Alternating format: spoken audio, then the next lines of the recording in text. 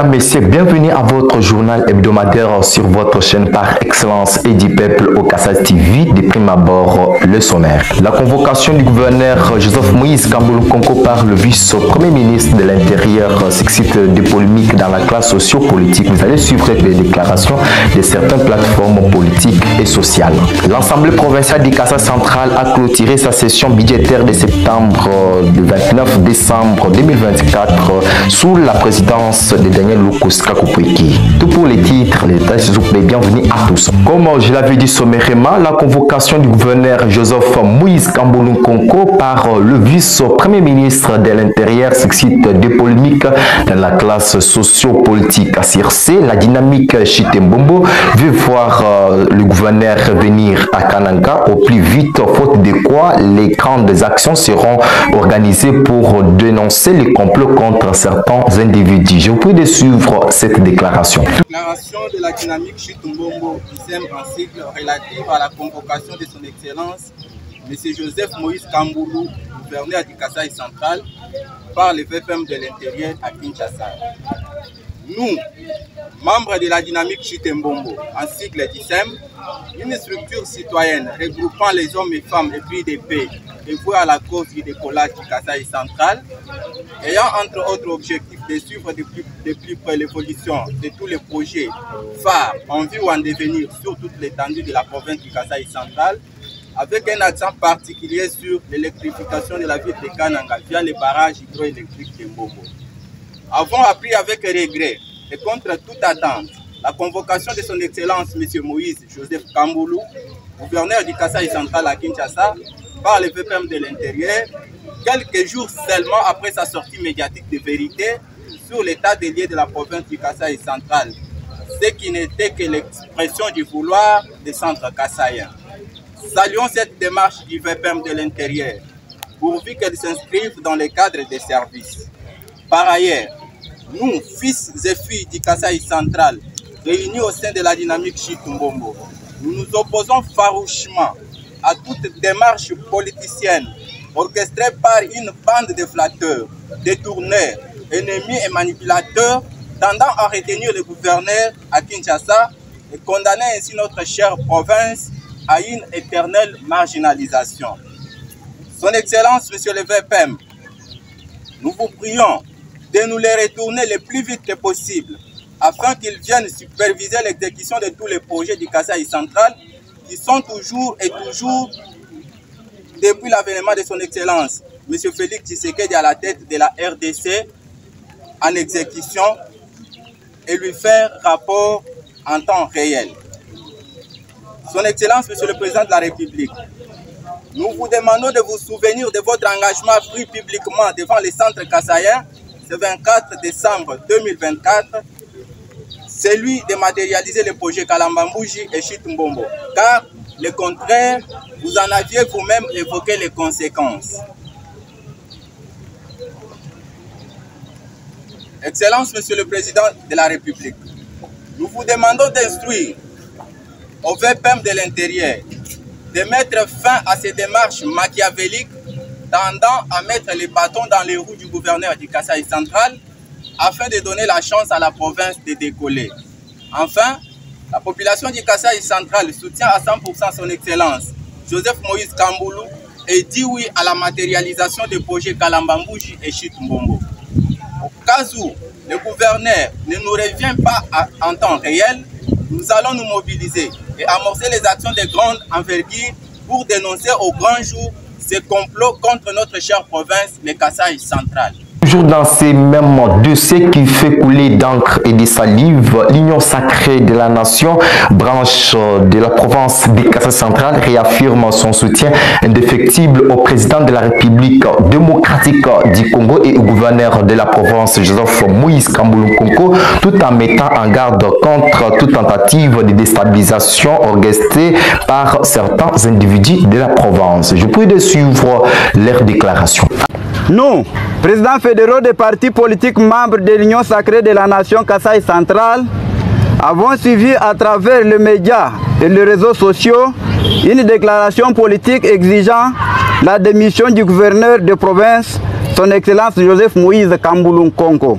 Nous rappelons que depuis mercredi 1er mai 2024, le comité provisoire de l'Union sacrée de la nation Kasaï centrale avait été désavoué par les partis politiques membres suite à la gestion opaque, l'incompétence et l'immobilisme.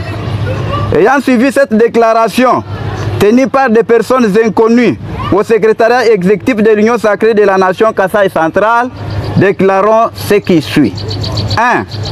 Saluons la visite de son Excellence, Monsieur le Président de la République, chef de l'État, Félix Antoine Tshisekedi Tshilombo à Kananga, visite qui nous a donné l'espoir, cette fois-ci, que la vision du chef de l'État sera matérialisée à travers les ouvrages tels que la route Kananga-Kalambambouj, la centrale hydroélectrique de Mbombo, la voirie urbaine de la ville de Kananga, la lutte contre les érosions et bien d'autres ouvrages. 2. Renouvelons notre confiance et soutien à son Excellence, Monsieur le Président de la République, chef de l'État, Félix Antoine Tshisekedi Tshilombo et son représentant en province, le gouverneur Joseph Moïse Kamboulo Nkonko, qui a clairement présenté les desiderata de la population du Kasaï central lors du briefing organisé à Kananga par son Excellence Monsieur le ministre national de la Communication et porte-parole du gouvernement Patrick Mouyaya Katembwe. 3. Mettons en garde tous les groupuscules qui s'évertuent à faire des déclarations dans les réseaux sociaux et médias contre le gouverneur des provinces, Joseph Moïse Kamboulo Nkonko, et appelons la population centre-kassaïenne à se ranger derrière le président de la République, chef de l'État, son Excellence Félix Antoine Tshisekedi Tshilombo et son représentant Joseph Moïse Kamboulo Nkonko, gouverneur des provinces du Kasaï central, constituant aujourd'hui une réponse divine pour le Kasaï central et un pas de géant pour l'émergence prompte de l'espace Grand Kasaï de manière holistique. Que vive la RDC et son président Fachi Beton, que vive l'Union sacrée de la nation Kasaï centrale, que vive le Kasaï central et son gouverneur Joseph Moïse Kamboulo Nkonko, ainsi fait à Kananga le 2 janvier 2025 pour le secrétariat exécutif de l'Union sacrée de la nation Kasaï centrale, liste de présence en annexe, j'ai dit et je vous remercie. Union sacrée viva! Viva! Union sacrée viva! Viva! Union sacrée viva! Viva! En réaction, maître Fidèle Mangalaï fustige le propos du gouverneur de la province Joseph Moïse Kamboulo Nkonko et conseille ce dernier de parler en tant qu'homme d'État. Je prie de suivre maître Fidèle Mangalaï au micro de votre chaîne. Je tiens toujours à soutenir mon point de vue, comme je l'avais déjà fait avec d'autres chaînes. Je sais très bien que le gouverneur de la province est le représentant direct du chef de l'État, ici en province.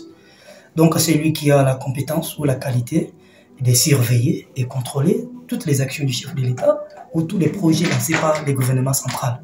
Parce qu'ici on ne peut pas parler seulement du chef de l'État, mais on doit parler du gouvernement. Parce qu'on sait très bien que selon l'article 91 de la Constitution, c'est le gouvernement qui définit et qui conduit la politique de la nation. Donc, dans les cas sous examen, moi en tant qu'acteur politique et membre de l'Union sacrée, et aussi un haut cadre d'un grand parti politique, Alliance pour une génération citoyenne, AGC, je donne ça comme conseil au gouverneur. Il est le représentant direct. Les biens à faire, c'est de communiquer ou de dire ça en face avec le chef de l'État au lieu de le dire à la télévision. Parce que quand il le dit devant la télévision, c'est que notre province, c'est une province qui a voté le chef de l'État massivement. Et les opposants ont profité de ça pour faire les chantages et commencer à dire et voilà comment vous avez voté massivement le président de la République. Et aujourd'hui, il ne fait rien dans votre province. Donc, comme politique, il ne peut pas dire ça. Et après tout, moi je sais que Moïse Kamboulo est le gouverneur de l'Union sacrée, donc il est de la majorité présidentielle. Quand il parle, je peux dire qu'il a parlé mal du chef de l'État, parce qu'il a dit qu'il n'y a rien fait au Kasaï central. C'est-à-dire que le gouvernement central n'a rien financé. Donc ça c'est selon ce que les gens disent, mais selon moi je pense que les VPM a les droits, parce que le gouverneur est sous la tutelle du ministre de l'Intérieur. S'il invite le gouverneur pour une consultation, on ne peut pas seulement dire que non, il peut être bloqué à Kinshasa.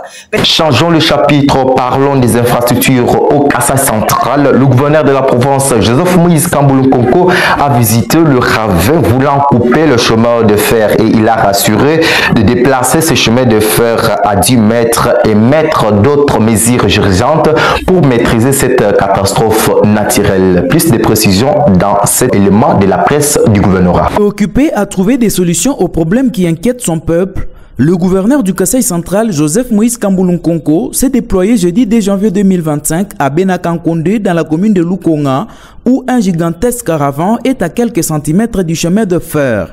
Cette situation désastreuse à la base de l'interruption du trafic ferroviaire entre Kananga et Ilebo a poussé l'autorité provinciale à réagir au plus vite pour le début d'une intervention urgente. Des concerts avec les directeurs de la SNCC Région Nord qui l'accompagnaient dans cette descente, aux côtés de quelques membres du gouvernement provincial, dont le ministre des Travaux publics et Infrastructures, l'option a été trouvée de déplacer la voie ferrée de quelques centimètres à cette hauteur et d'entamer au même moment les travaux de remblayage de ces ravins avec l'appui essentiel de la province. Pour cela, des occupants de cet espace devront céder en faveur de cet ouvrage d'utilité publique. L'engagement, c'est que tous les habitants qui sont non loin des rails doivent quitter pour laisser la place à la SNCC de manière à ce qu'on fasse une déviation d'au moins 10 mètres pour les avancer vers là où la terre est encore un peu solide.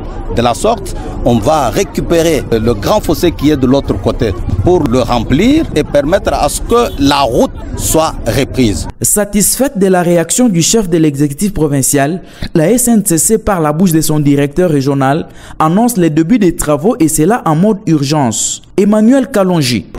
Le plus urgent, c'est qu'il faut que les circulations passent. Dans un deuxième temps, nous reprenons le travail qui a été fait par nos topographes pour aligner la voie convenablement et qu'elle reste dans son assise prévue. Ciblés par les projets Puric, ces ravins dont les travaux avaient déjà démarré sont actuellement à l'arrêt. Le chef de l'exécutif provincial qui attend le plan de travail détaillé des animateurs de ces projets envisage leur partager sa perception pour définitivement venir à bout de ces ravins dans le délai raisonnable. Enfin, l'Assemblée provinciale du Kasaï central a clôturé sa session budgétaire de septembre 2024. C'était le 29 décembre dernier, sous la présidence de l'honorable Daniel Lukuskakupeki, qui a fustigé le non-paiement des honorables députés provinciaux partent en vacances sans être payés. Il est au micro de votre chambre.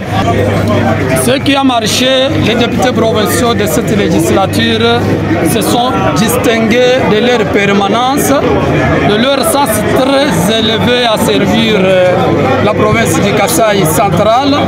Et ce qui n'a pas marché, c'est la paye irrégulière de notre institution. Nous avons été victimes de nos paiements pendant toute cette session qui n'a bénéficié que 2 mois seulement. Et les autres mois, nous continuons à courir dans notre misère. Et grande recommandation, cette fois-ci, nous avons demandé à l'exécutif provincial à beaucoup plus tabler sur les recettes à mobiliser localement. Nous savons que, bien sûr, au niveau national, on va mobiliser les recettes, mais nous avons demandé à l'exécutif de mobiliser les recettes locales et sur lesquelles nous devons appuyer notre action, au lieu toujours de miser sur les recettes mobilisées par les partenaires techniques et financiers. Et nous avons demandé à l'exécutif provincial de mobiliser, de mettre en place toute l'énergie afin de mobiliser les recettes locales qui pourront nous permettre à éradiquer les ravins qui attaquent notre province de tous les côtés. C'est complètement fini sur votre chaîne par excellence Edi Peuple au Kasaï TV. Jacqueline Achambouyi, j'avais le réel plaisir de vous présenter cette grande édition. Merci de nous avoir suivis. Ciao.